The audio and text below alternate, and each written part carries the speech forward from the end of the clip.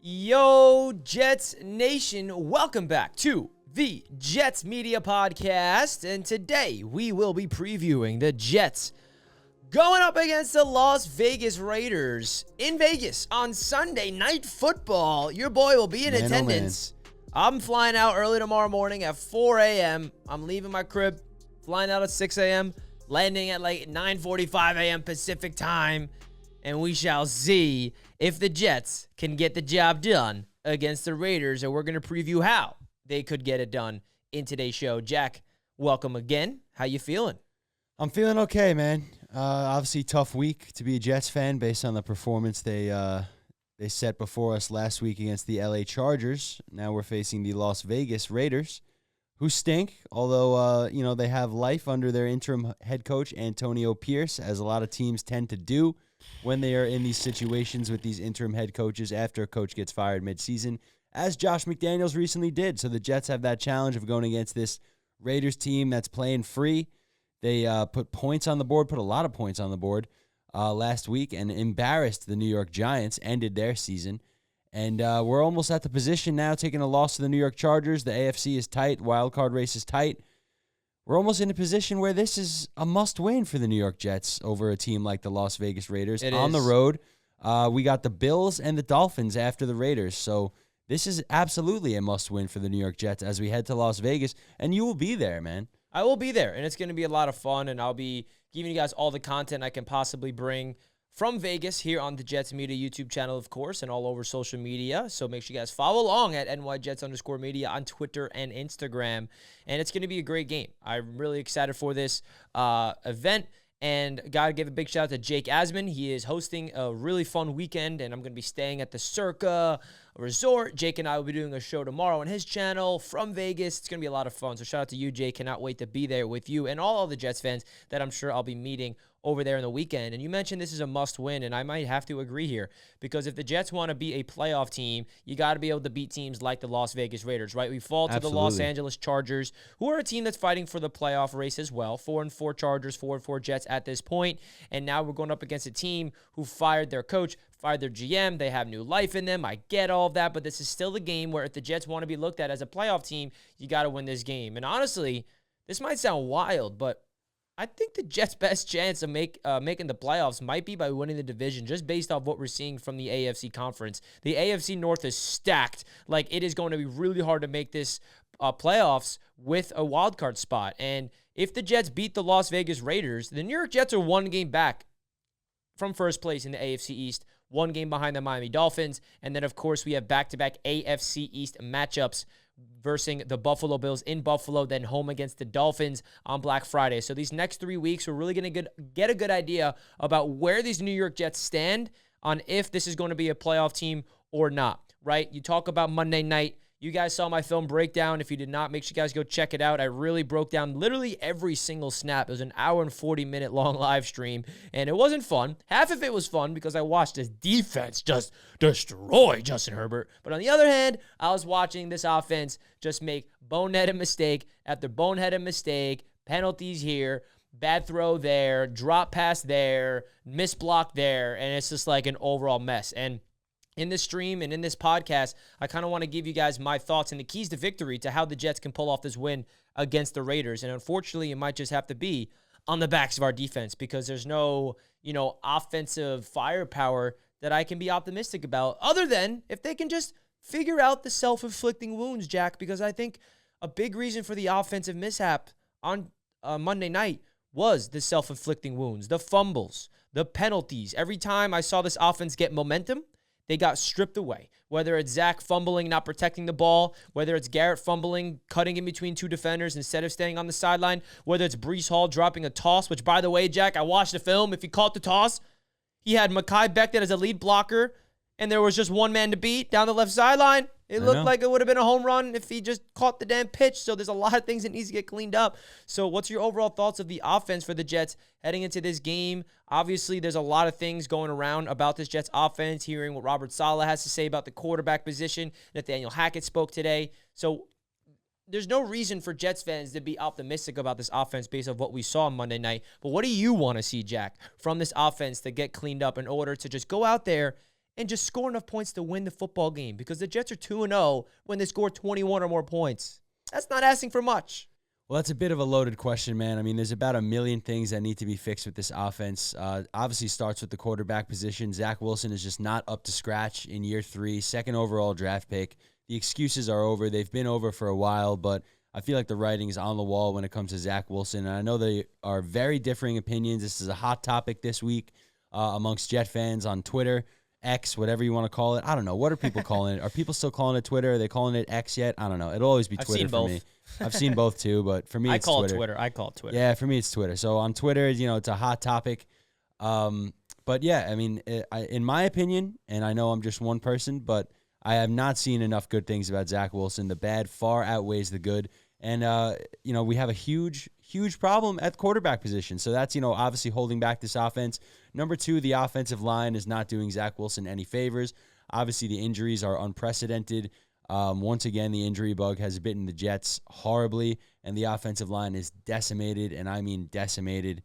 So that's been a huge problem, and it's a next man up league, but how much can you ask for from these guys when they have to plug and play different positions? We got practice squad guys that have to play in positions that they've never played in before. So it's just a mess. And then if you look at, the 2 saving graces of this offense right now are Garrett Wilson and Breece Hall.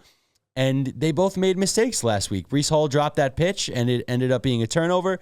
And Garrett Wilson fumbled in a crucial situation as we were marching downfield after he made a great play. But you have to finish. Doesn't matter how you start. It matters how you finish. And so even our 2 saving graces of this offense, kind of failed us in big moments last week. So everything about this offense is just a mess. Throw Nathaniel Hackett in there, who seems like he has no idea what he's doing. Seems like he absolutely needs Aaron Rodgers to be successful. Again, in my opinion, I know this is a hot topic right now. There's everybody out there has differing opinions on this, as they should. You know what? We all watch the same game, but we see it and experience it in a different way. So it is what it is. But, man, I mean, in terms of the Raiders' defense, Max Crosby is going to be a huge problem.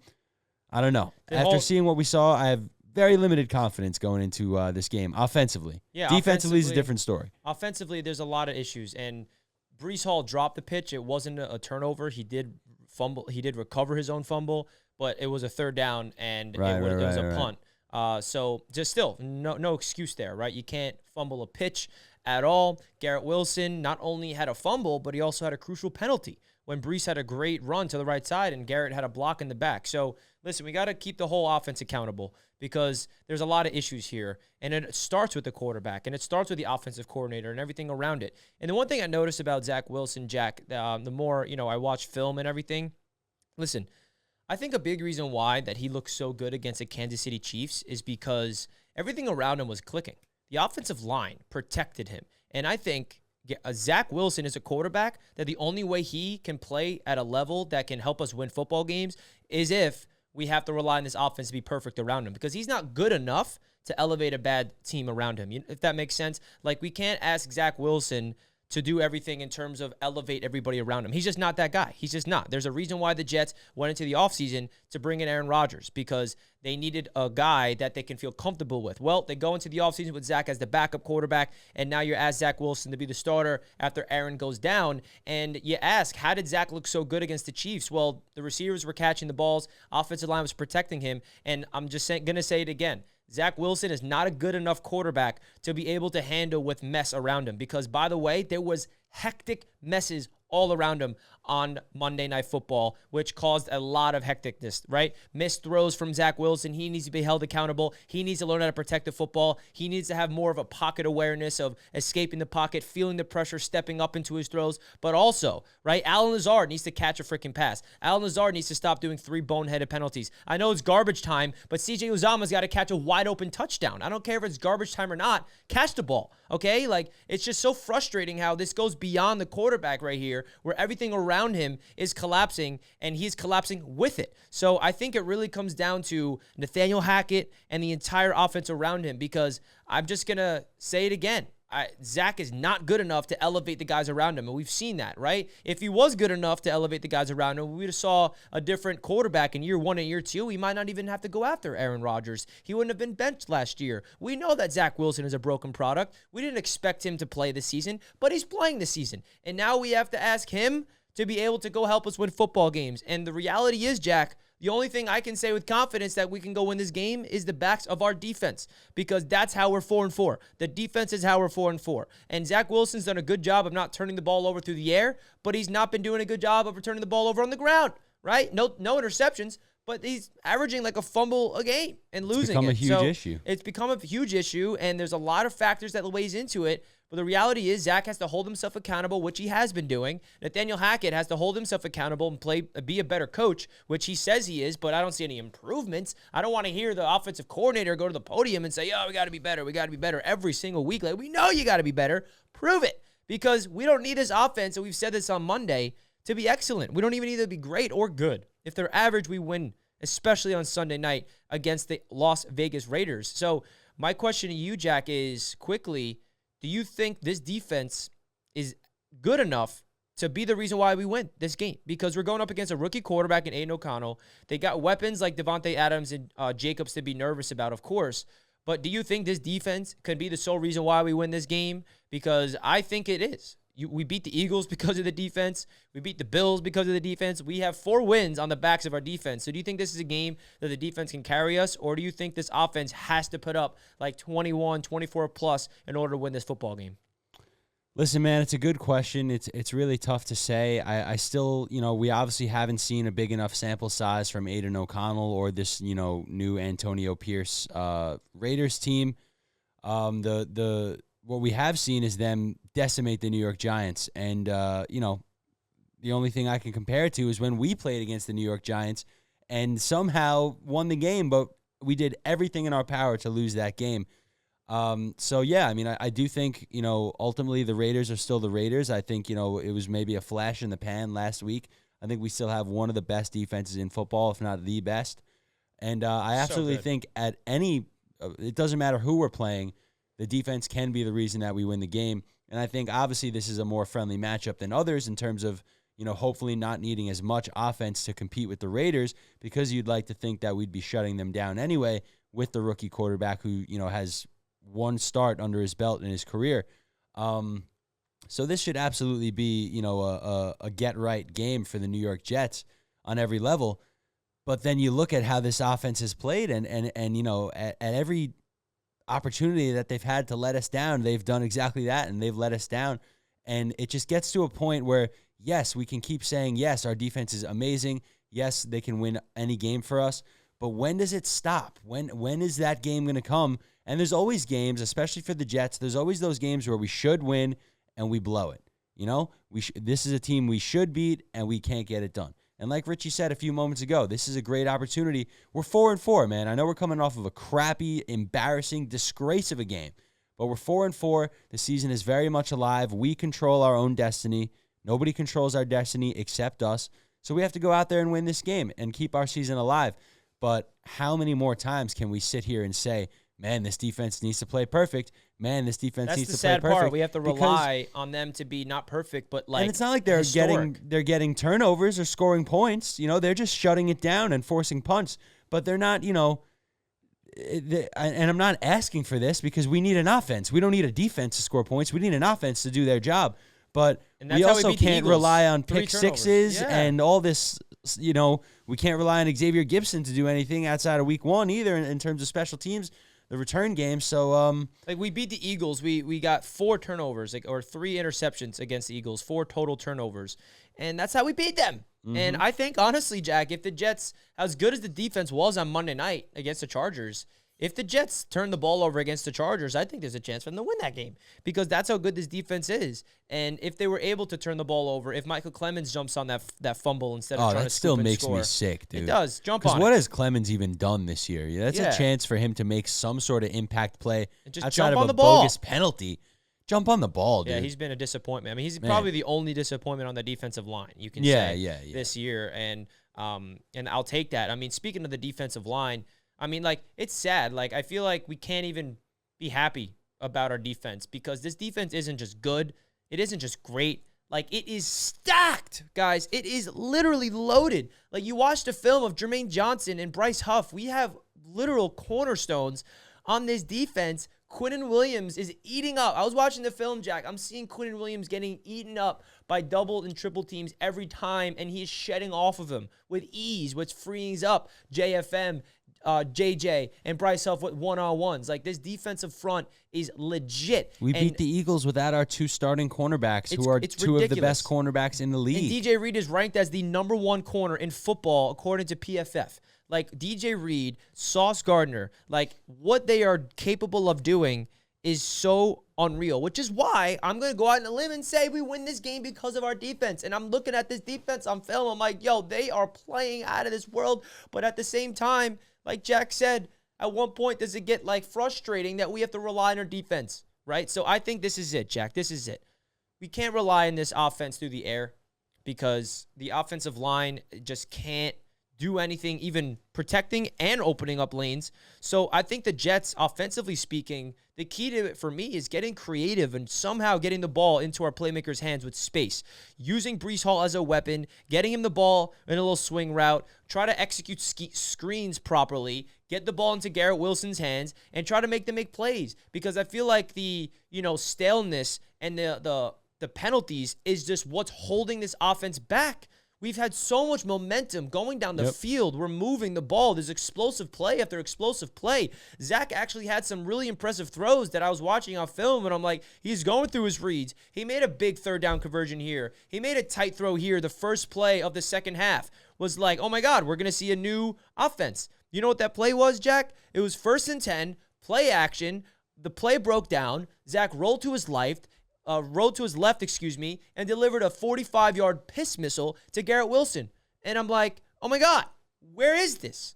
I think we can all agree that Zach Wilson is not a good quarterback in the pocket. He's best outside the pocket. So I'm asking you, Zach, and I'm asking you, Nathaniel Hackett, scheme up some more of the play-action rollouts. Get out of the pocket. Use your athleticism to your advantage because that's where Zach plays his best football when things break down. He's been struggling within the structure of the offense, and I think that's a big thing for it. And that's where it's frustrating because you see that 50-yard pass, and then they run the ball, and then they get all the way down. He made another great throw to Tyler Conklin where he felt the 2 linebackers. He anticipated it. He threw the ball where Conklin's going to be. He threw the ball when Conklin was double-teamed by 2 linebackers, and he threw him open, and that's what got the Jets down to the 13-yard line, 1st and 10. 1st and 10 at the 14-yard line. The next play is a handoff to Breece Hall for 3 yards, and the very next play is a sack.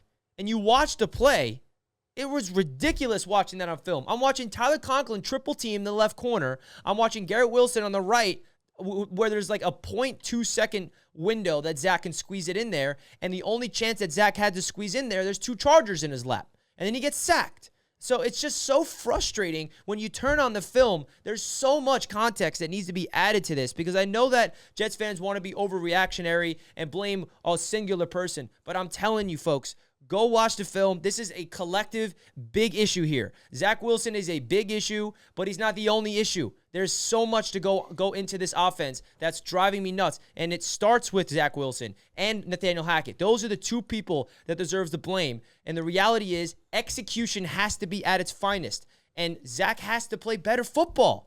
And he needs to make those throws. And it's sad that he has to literally play his best football in a crappy scenario because he's proved that he's not good enough to do that. He's not good enough to overcome this shitty situation. So that's where I'm at with this offense. They have to figure out to stop getting explosive, momentum, and then get killed with the boneheaded play call. I mean, the amount of times I was watching the film and Zach drops back to pass and they're playing man coverage and there's literally nobody open. 4 men down the field and Garrett Wilson's double teamed. Everybody else is one-on-one and there's not an inch of separation and then he gets sacked. I'm like, what the actual hell are these route concepts? We need a better playmaker because there's no one else getting open next to Garrett Wilson. He's the one getting double teamed. Alan Lazard's not getting open on one-on-one opportunities. So it's just so mind-boggling, and I don't know what the answer is, but something has to change, and it has to change this Sunday night because we have the whole world watching again, and it's driving me absolutely nuts because the more I think about it, the more I think about wasting this defense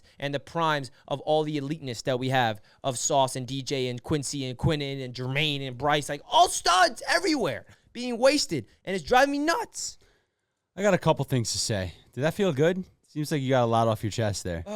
It doesn't feel good, actually, because I'm talking about stuff that stresses me out. I know. No, believe me, I'm right there with you, man. And I gotta mention one person talking a lot about Zach Wilson and Nathaniel Hackett. Robert Saleh is right up there with them in terms of the biggest problems on this team right now, man. And that might sound crazy to some. To some, it might sound completely justified. But I mean, seeing him stand emotionless. Well, I'm just. What does he do? What does he do? I'm asking a serious question. What does he do? He doesn't call the plays. Ulbricht's dealing with the defense. He's not a special teams guy. What does Robert Saleh do? Like during the game? During the game. What does he do? Does he coach? He doesn't. He certainly doesn't hold anybody accountable. At least not when we can see it. Who knows what's going on in the locker room? But what does he really do? I don't think we have a competent head coach, man, and it breaks my heart to say that. But what does he do? He doesn't contribute to the offense. Yes, we understand the defense is incredible. But what does he really do? I don't think he does anything, man. He stands there like a lifeless shell and just looks defeated. And the undisciplined penalty after undisciplined penalty over and over again, that's on him. He's the head coach. These guys weren't ready to play football on Monday night. They were not ready. They were unprepared. And to see him with the same face on the sidelines for that entire 3-hour game made me sick. And then to hear him continue to back up Zach Wilson, and now he sounds more vague about it. What if Woody Johnson or Joe Douglas is at play? They don't want to admit they made a mistake with Zach. Whatever. Robert Saleh is the head coach, and the team is not doing their job, man. It's unbelievable that we beat the Giants, and we lost to freaking New England, who's in last place in the conference. So I think Robert Saleh is a huge issue, man. Yeah, the defense is phenomenal, but the offense is incompetent. And I've said it multiple times on the stream recently. I'll say it again. He's not the defensive coordinator. He's the head coach. He's responsible for all phases. Especially the penalties. I mean, the penalties that is right on him. That is on him, man. Undisciplined. That is on him. The pre-snap penalties and just the boneheaded block in the backs. Ridiculous. I mean, he feels more like their friend than a head coach. And listen, man, I know that we don't get, as fans, we're not there for the intimate moments between player and coach, and we don't really get to see how it is behind the scenes in the locker room, in the facility throughout the week, in the stadium on game day. I get all that, man. But to a fan's perspective, when this team loses 27-6, bonehead penalty after bonehead penalty, offense can't score a touchdown, have to rely on your defense to do everything. And this head coach, who's in his third year too, by the way, stands there doing nothing the entire time. What are we supposed to think? How am I supposed to feel when that's what I see? It doesn't matter what goes on behind the scenes when the product that the fans get to look at on Sunday or Monday night, whenever it is the one that we just saw. So I ask you, Robert Saleh, even though I know you're not listening, what do you do on the sidelines during game day? What are you contributing as the head coach of this team? I don't know what he does.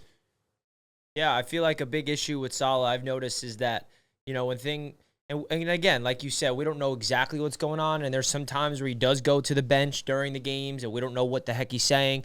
One Jets Drive does give us some of that. If you guys do watch One Jets Drive, you see what Saleh's like on the sidelines because you get to see some of that.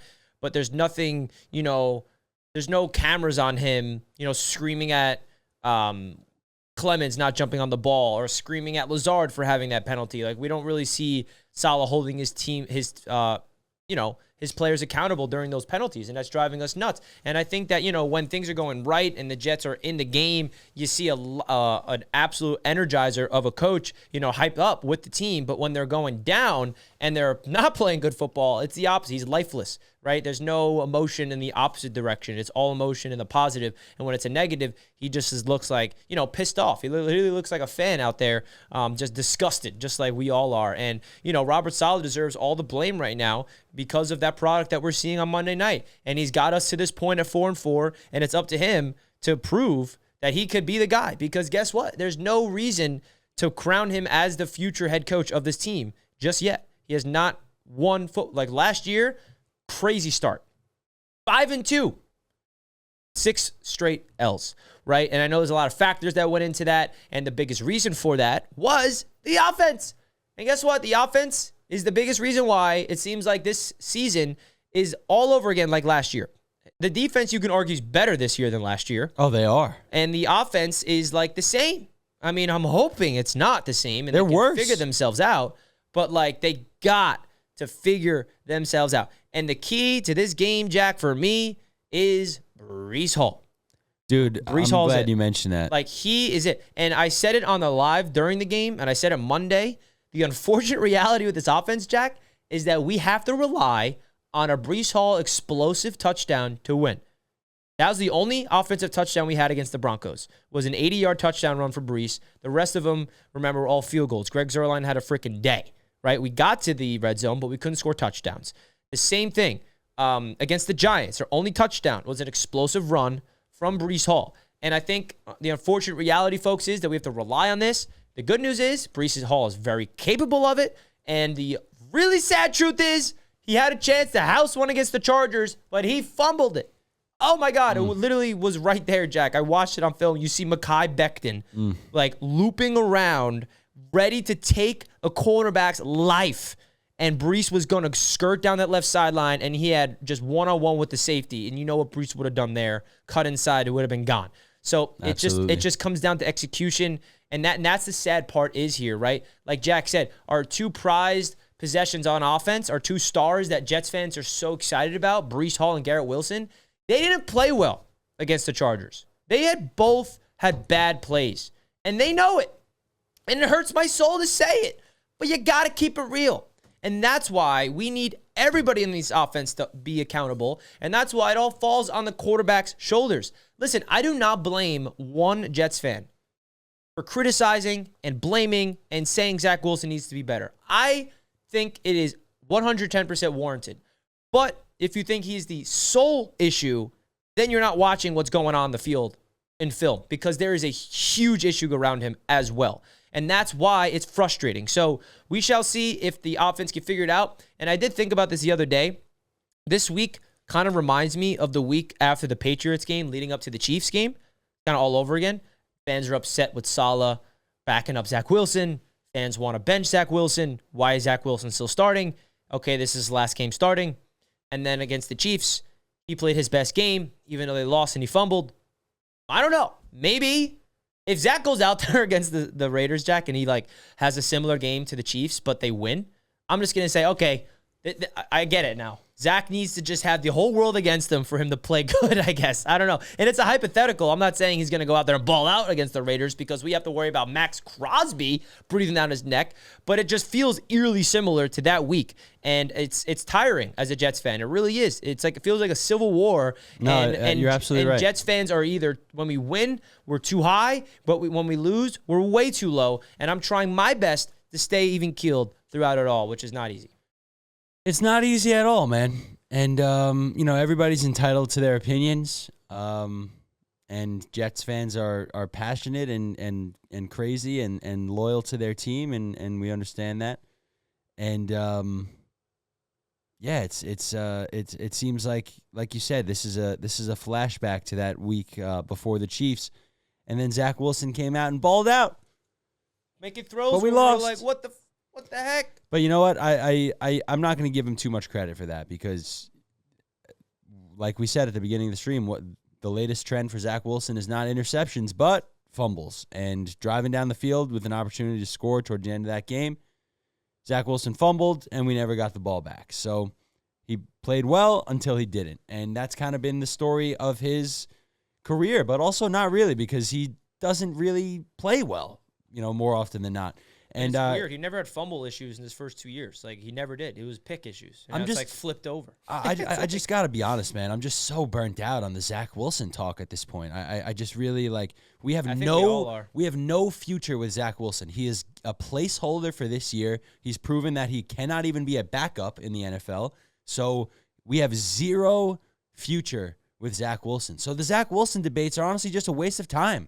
Unless you're debating whether, to keep Zach over, starting Simeon or Tim Boyle, that you can debate, I guess. But we have zero future with Zach Wilson on this team. Not next year, not the year after that, whenever Rodgers is gone. No. There's no future with Zach Wilson as the franchise quarterback of the New York Jets. I would go ahead and bet all the money I've ever earned in my life that there's no future for Zach Wilson as the starting quarterback for any NFL franchise, and I would book it. Book that bet right now. If you can find that bet somewhere, bet the freaking house on it, because that's the situation that we're in. You know, other teams, the 49ers have moved off Trey Lance. They got that burden off their backs, and they're happy with where they're at now. It's not the first time that somebody has missed on a quarterback. Certainly not the first time that the Jets have missed on a quarterback. So Zach Wilson is nothing more than a placeholder to hopefully win us enough games to get into the playoffs and get something out of this season. Because I got to be honest with you right now, what is appealing, if there is some sort of miracle, and Aaron Rodgers is the first person to ever come back from a torn Achilles in the same season that he tore it, what is so enticing for him to come back to on this offense right now? Especially last week when you see your two best players having these terrible game-changing mistakes. What is so, like, his buddies, Aaron Rodgers' buddies, Billy Turner, thanks for nothing. Alan Lazard, thanks for nothing. Nathaniel Hackett, thanks for nothing. Randall Cobb, thanks for nothing. What are we doing here? What is there even to come back to for Aaron Rodgers this year? So I mean, if we did not have one of the best defenses that the league has ever seen, literally a historic defense, we would just be talking about an absolutely lost season, because everything, and that's what it comes down to. Everything that we got excited about this offseason is a lie. Literally every single thing. Every single thing that we got excited about this offseason is a lie. I guess besides the defense, nobody knew how truly insanely good the defense was going to be. But every single player that I just listed, I feel like we got scammed. I also think, though, and this is a what if, we will never know. We don't know what Lazard would look like with Rodgers. We don't know what Cobb would look like with Rodgers. We don't know. Billy Turner will still stink. Those were accurate passes from Zach that Lazard dropped, though. So can we expect, sure. I just realized, unfortunately, Lazard robbed the Jets. Because you see, we got that guy for 4 years. Why was Lazard so good on the Packers? I think it's because of Aaron Rodgers. That was my point. Rodgers is a good enough quarterback to make average wide receivers look above average. And I think that's what makes the greatness of Aaron Rodgers. You look at his career with the Green Bay Packers, who were his wide receivers? Randall Cobb, Jordy Nelson, Alan Lazard. Obviously, Devontae Adams is a damn superstar. But, there's never, You watch these receivers go somewhere else besides Adams. He's the superstar that he is. And I think Rodgers has a big reason for why they're so good. He had a chemistry with Lazard. Rodgers broke down play. He knew where to find Lazard, and he would make plays for him. But Lazard's not good enough to help out a young, struggling Zach Wilson. So, and also, that's the issue. Due respect to any NFL player, but even comparing Alan Lazard to a guy like Jordy Nelson is, slightly disrespectful. I feel like, while Rodgers makes Lazard look better, he is. I just don't think he's that good of a player. Yeah, I don't. I think he's doing nothing good. He's terrible. As a matter of fact, what does he bring to the table? Nothing. He doesn't. When has he ever used his frame? We were so excited about all these different guys that we had. Oh, McCole Hardman is the speedster. Alan Lazard, 6'5". Oh man, I can't wait to see all the targets he gets in the red zone.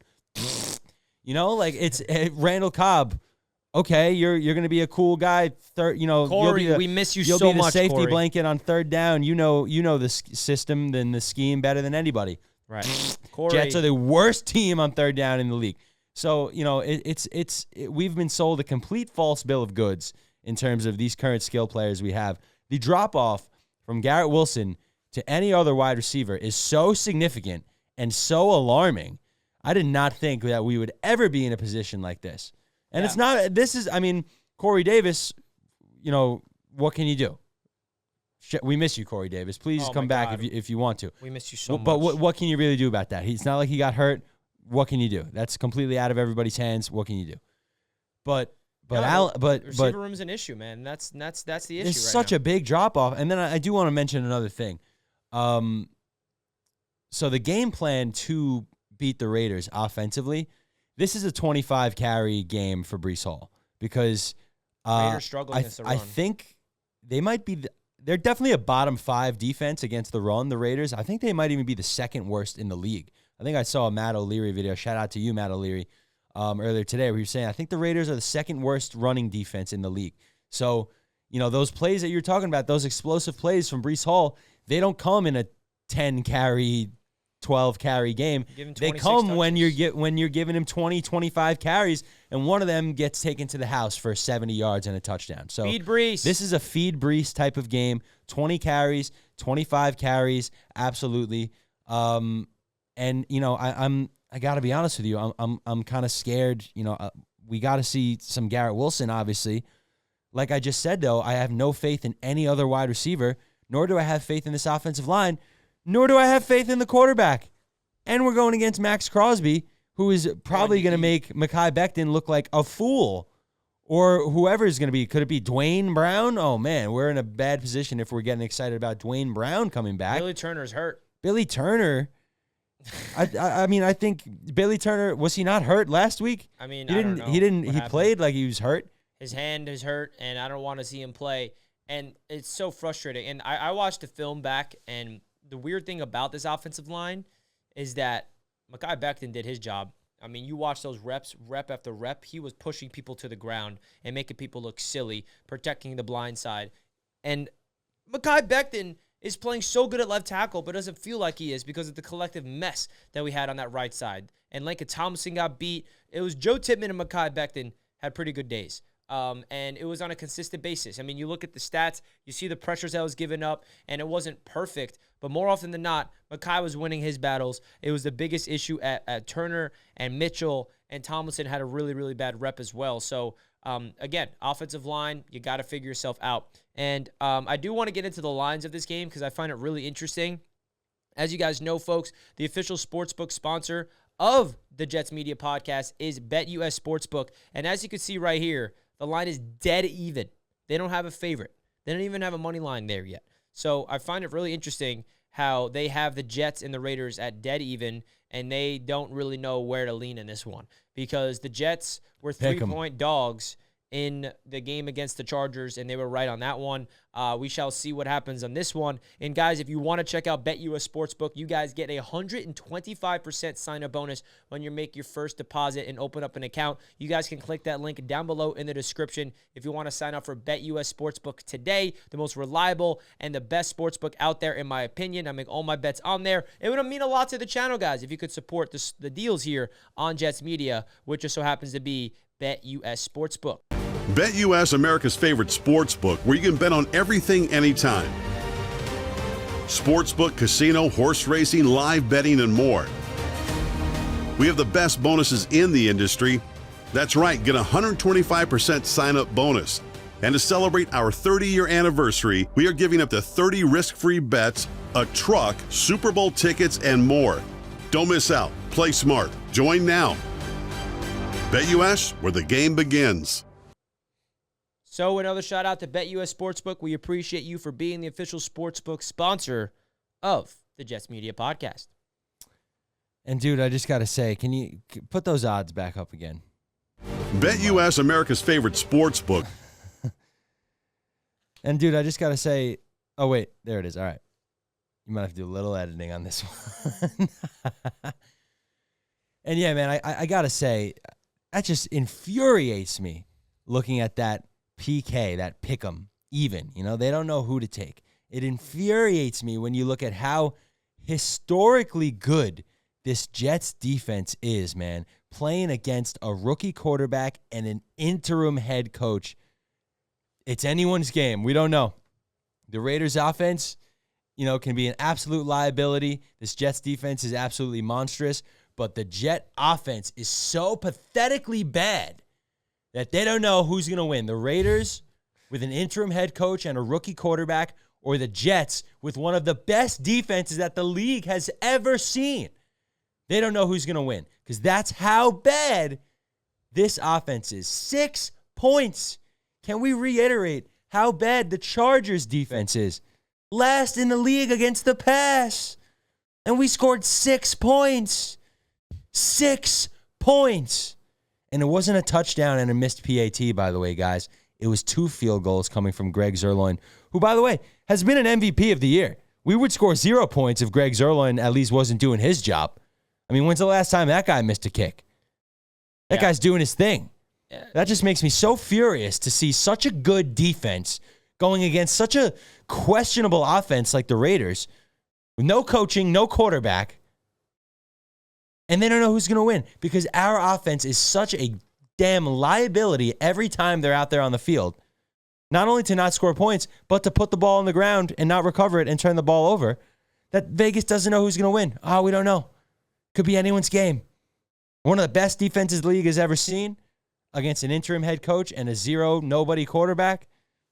We don't know who's going to win. Yeah, so it is really interesting. Just so frustrating, man. It is, and that's why it speaks volumes about how bad this offense really is and how good this defense really is. Yeah, it does, and that's the biggest outlier. I've never seen something so skewed on one way or the other, where we have such a great defense mixed in with such a terrible, terrible offense, and it's so infuriating. And this is a game where if the Jets don't win, man, yeah, I mean, you think this week is bad. Next week is going to be even worse. I mean, you turn on Twitter, it's just a civil war. It breaks out. Everyone is just, pointing fingers at each other, disagreements there, disagreements here. And we're all in this together. We all just want the Jets to freaking win football games. And that's the reality of being a sports fan, is that, when things go haywire, we all are upset and we, turn it on to each other, where I think we should come together as a fan base and try to just figure out a way to rally around this squad and be hopeful and somehow that they can prove to us that they are actually a competent team, because they have such a good defense mixed in with this team. And it's so infuriating that we're going into this game with a question mark, because there's a guy on the Raiders that we've already talked about that scares the living crud out of me, and that's Max Crosby. You thought Joey Bosa and Khalil Mack was scary. Dude, this guy Max Crosby plays like with an engine I've never seen before. He doesn't get off the field. He plays every single snap. He is going to easily have a strip sack. I mean, I don't want to manifest that, but I mean, give me a break. Max Crosby. With the way Zach Wilson's been looking, I mean, he's going to eat Zach Wilson for lunch, man. Dude, he's going to definitely do that. And it's up to the Jets offensive line coach and the offensive line to double team him and figure out ways to turn him away. But every time we go up against an elite pass rusher, we saw Micah Parsons a week 2, we saw it with Bosa and Khalil Mack, they just know how to get home. And, it's up to Zach to figure out a pocket awareness where if you can feel the pressure, maybe step up into it. And listen, one of the fumbles was literally ridiculous when I watched it on film. I mean, I think it was Bosa. He got to Zach in like 1.5 seconds, and he actually had Garrett Wilson wide open. And Zach cocked back to throw it to Garrett. And as he cocked it back, he hit the ball. And that was all on Turner, in my opinion. Whereas his first fumble, I put it more on Zach in terms of protecting the ball. He held on to it a little bit too long, even though there's nobody open down the field. So it's just like a mess. It really is. And it is, man. And you know what? As much as I hate on Zach, you look at the film and you see stuff like that, and there's so much more that goes into it than just the play of this guy. And while he is not a good football player, certainly not a good quarterback, we got Billy Turner out there, just being a placeholder, bro. Max Mitchell playing just a guard. straight up placeholder. Max Mitchell, who's been shit anyway, playing a position that he's unfamiliar with. Joe Tippmann was by far the best offensive lineman last week, was the only offensive lineman that didn't give up a sack. Mekhi Becton had a bad game. I believe he gave up 4 pressures and a sack, something along those lines. So this offensive Baldy line... didn't think he had a bad game. Baldy loved Mekhi that night. All right, so shout out to him. Baldy certainly knows more about offensive line play than I do. So maybe I'm wrong on that. But listen, man, 4 pressures and a sack, I don't lie. But anyway, I digress. And I say that, yes, Max Crosby is going to be a huge problem. He is a special player. Like you said, that motor he has, that engine, it just doesn't stop, man. It keeps puttering and it just keeps going, man. He stays on the field. He's effective, across all 3 downs, regardless of the situation. Obviously, he's best at rushing the quarterback. But he can stop the run as well. He's just an excellent football player, and is certainly the heart and soul of that current Raiders team. You could say that Devontae Adams is probably their most talented player, but he wants nothing to do with the Raiders. I feel like Max Crosby is the face of that team, is the heart and soul of that team, and is going to be a huge problem for whether it's Mekhi Becton, Dwayne Brown, whoever it's going to be out there. Billy Turner's hurt, so I don't know what we're going to see. And You the expecting scheme with Dwayne Brown? Hackett is supposed to, I don't know what to expect. I mean, Brown is fully participating in practice again, so with Turner down, they might have to activate him because then we're really down to nothing at tackle. But the reality is, the scheme that Hackett has here is supposed to be a quick pass, quick decisions, ball out within 2 seconds. And when you are a quarterback and you try to do that and you see your number one option get shut down and you go to your second read and nobody's open, and then all of a sudden there's a press rusher in your face, that's just a schematically disgusting, pathetic mess. Because if you are an offensive coordinator and you're saying that you want to preach this quick pass scheme where the ball should be out in less than 2 seconds, but your playmakers are not getting open and your quarterback's not protecting the ball, what are they going to do to adjust? How do they adjust? I mean, the offensive line is in shambles. And I'm asking that genuinely. What is the fix here? Because, you plug in another quarterback. What is another quarterback doing? When they look at the number one receiver, he's blanketed. You look at the number two receiver, he's not open. And then they have to make a decision, and then the decision's too late because you're already on the turf, sacked. Maybe he'll protect the ball rather than fumble it. I don't know. It's just it's just so infuriating that this offense, it's not like you can just put one blame on it. Because if there was one blame on it, then I've had optimism that there would be opportunities for it to be fixed. But the fact that there's 3 or 4 levels to this offensive mishaps, that's where me as a fan is getting the most frustrated, because it's not like you can just pinpoint one thing or even 2 things. It's a magnitude of things. And that's where Robert Saleh needs to be held accountable for hiring Hackett, and Hackett needs to hold himself accountable to get his entire coaching staff on the same page, and they need to figure them out. Because if the Jets can clean up the penalties, if they can clean up the self-inflicting wounds and clean up the turnovers with the fumbles, I think this offense could be average, and that's all we need to do to win. I really do believe that. If they just fix 3 major issues, they'll be average. Which is major issues where I mean, it's incomprehensible how they're even still issues. What you're basically saying is if they stop being bad, they'll be good. But it's not even like we're missing open receivers, and we have a quarterback that's throwing it 10 yards out of bounds. We have a running back that's running horizontal, not hitting holes. It's like we have an offense that makes plays, but when they do make plays, there's a penalty. So, I think penalties is something that is fixable. It's all mental. There's pre-snap penalties. There's blocks in the backs.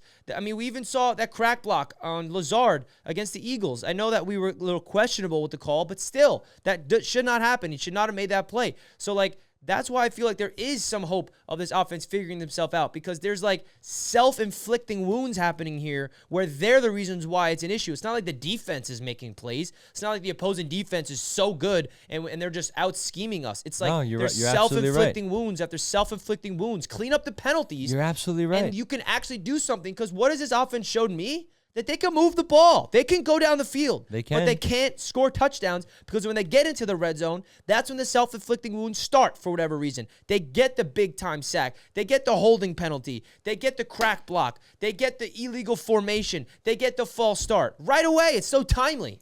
I think Nathaniel Hackett is still coaching scared. Again, I think Robert Saleh is incompetent when it comes to the offensive side of the ball, and that's a huge problem as he's our head coach.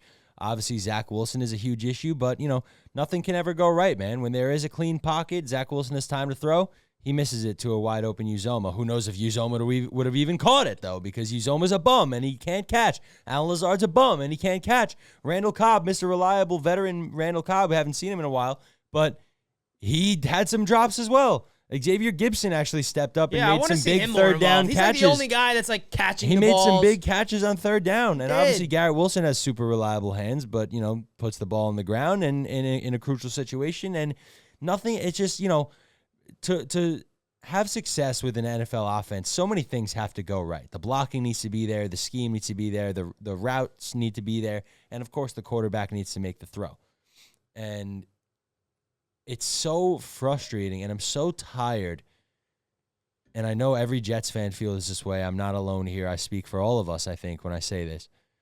You can turn on almost any other game, maybe besides the Giants or the Cardinals, a few teams, but you can turn on almost any other game and watch competent offense. You can go, wow, this is what an NFL offense looks like. This is, oh my God, is that a touchdown? Crossing route? Someone's wide wow, open. Is this an open receiver that caught a ball and they moved the chains and, converted on a third down? I am so tired of watching any other team move the ball and score, not just move the ball, because as Richie just said, we can move the ball sometimes. We cannot score points to save our life. We cannot do it, and I'm so frustrated when you turn on any other game. Yeah, man. And watch an NFL offense operate as they should. And then you see this shitstorm of an offense with the Jets. And you know what? I don't care. Garrett Wilson is better than most receivers in the NFL. Breece Hall is better than most running backs in the NFL. We still have good players here and there and players that are underperforming, like an Alan Lazard, like a CJ Uzoma. I'll throw Tyler Conklin's name in there. Like this offensive line, like Billy Turner, who's supposed to be this veteran who can plug in and play, who sucks. It's another one of Rodgers' former buddies that have showed up and done diddly squat. Diddly do for Billy Turner. And it's just, when is it going to change? And you know what? Even if we do win this game, because we both agree that if we do win this game, it'll be because of our defense. Even if we do win this game on Sunday night, we're going to be back here in the studio on Monday morning having the same conversation. Tuesday morning. Yes, you'll be in Vegas. We'll be back in the studio on Tuesday morning having the same conversation that we do every week. Man, did you see that defense yesterday? Man, they're amazing. Man, the offense made you want to throw up, though, right? Man, just more time. That's what Robert Saleh will say after the game. Oh, just takes more time. Okay. I guess we'll wait till next year then, 5 years from now. How much time do you need? Because we're going into week 10 now. So time is up. Breece Hall. Time is up for this offense. Breece, I'm asking you, please, Breece, please save this offense. You're the only hope I have. Garrett, make some plays. You two had critical penalties. I still got all my faith in you two to save this offense, right? Zach Wilson, talking to you. Try to cancel out the outside noise. I think you've done a good job of doing that. Don't listen to the negativity. Stay confident in yourself and just play your brand of football, that whatever you feel comfortable of doing, and let it rip and just fucking play free, okay? I don't know what else to say to pep talk you. I know you're not listening to me, but I just want you to let the whole world know who you are, who you think you are. You have confidence in yourself. You held yourself up together pretty well to this point in terms of at the press conferences. You look like way more mature in terms of off the field, which, has to happen in order for you to translate it to the on the field. And this is your another chance. Last time you were on Sunday Night Football against the Super Bowl champions, you stepped up and you impressed the whole world, but you still made a critical mistake, which cost them the game. Now, this is your chance again with the primetime world watching. After putting up that performance on Monday night when the whole world is saying, well, Zach Wilson stinks all over again. That was a fun little few weeks that we had. This is your chance to remind the people why you're the second overall pick and seeing that you actually do have potential, because you do have the potential, but you have not been living up to it just yet. So it's up to you to do it. And I know that there's a lot of issues around you, but it comes down to you. You are the quarterback of this team. You have to be the leader. You have to galvanize the guys. You have to stay confident in yourself, to have confidence in the players around you to make plays for you. Throw up the balls to your playmakers. I know Alan Lazard is stinking it up. Still have confidence in Lazard. Make sure that you force him the ball with Garrett Wilson, with Gibson. Don't shy away from anybody. Let the players around you make plays for you. Rely on your guys and rely on your legs as well, and just play free and just have fun out there and ball out, please. Do whatever you got to do to be aggressive. I want to see an aggressiveness. I don't want to see you step back and say, all right, I'm scared all over again.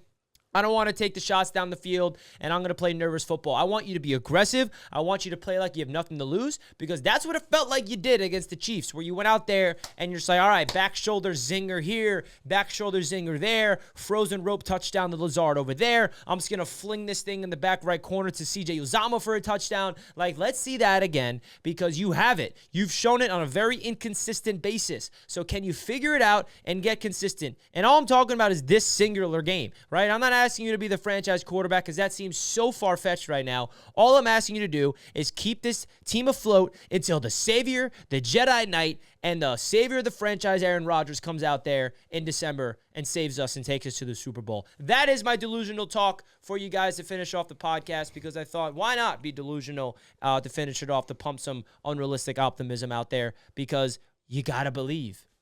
Zach Wilson stinks. Yeah, man. Well, guys, listen, we shall see. It is what it is, bro. It is what it is.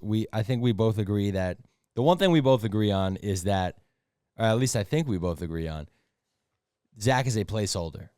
There is no future for Zach as the franchise quarterback of the New York Jets. I think we both agree on that. Do we both agree on that?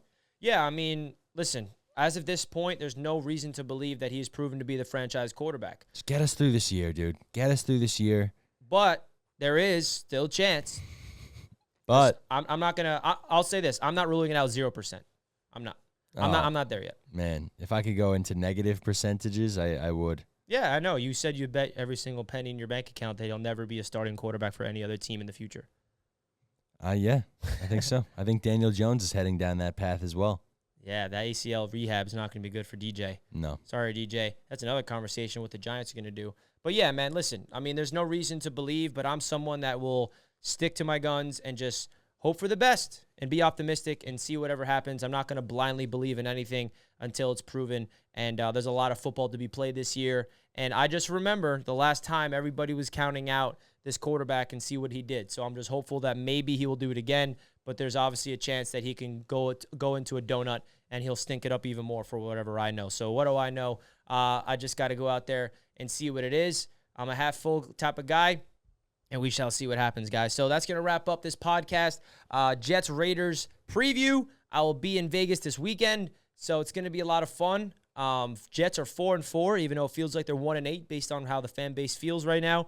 But that's the reality of this. I mean, I've grown this platform and grown this YouTube channel based off of losing. I'm used to it. I'm used to the negativity coming from fans, including myself, of, reacting to a bad product in the field. This is something that I'm very used to. Unfortunately, I'm comfortable with it. I'd rather not be comfortable with it. I'd rather be talking about winning, just like everybody else in this fan base.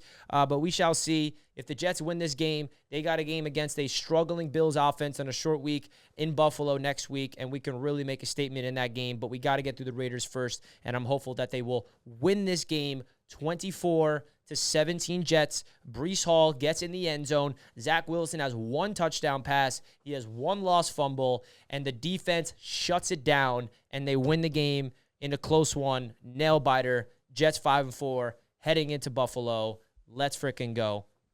Jets. Expose the Raiders. Expose Josh Allen. Expose Tua. JETS, Jets forever, man. Love you guys. Thank you guys for tuning in as always. Don't forget to check us out on the podcast down below in the description on audio form. And if you stayed all the way to the end, don't forget to smash that thumbs up button, folks. We really, really appreciate it. We are out of here. I'll see you guys in Vegas. Peace out, everybody.